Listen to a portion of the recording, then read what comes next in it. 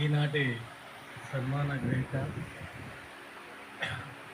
ప్రచోర్య గారికి, వారి సత్యమణి గారికి, అలాగే ఈ మీటింగ్కి అధ్యక్షత వహిస్తున్నటువంటి అధ్యక్షుల వారికి, మీ అందరికి కూడా సింగరేణి కాలేజ్ వర్కర్స్ తరఫున మీకు అందరికీ ధన్యవాదాలు.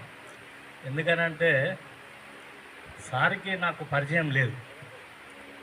మా గట్టయ్య గారు సార్ తోటి దగ్గర సంబంధాలు.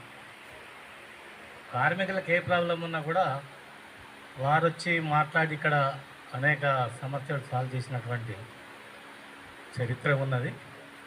అట్లనే మా సీతారామ గారు కూడా కార్మికుల విషయంలో సార్ దగ్గరికి అనేక సార్లు వచ్చి మాట్లాడడం, అంటే యూనియన్కి సార్కి బాగా దగ్గర సంబంధాలు. ఎందుకంటే సిఎంపిఎస్ ఆఫీస్ ఇక్కడ షిఫ్ట్ కావడానికి ఇంతకుముందు శ్రీనివాస్ సార్ చెప్పినట్టుగా యూనియన్ల పాత్ర కూడా ఉన్నది. అన్ని యూనియన్లు ఒక ఐటీసీ అన్న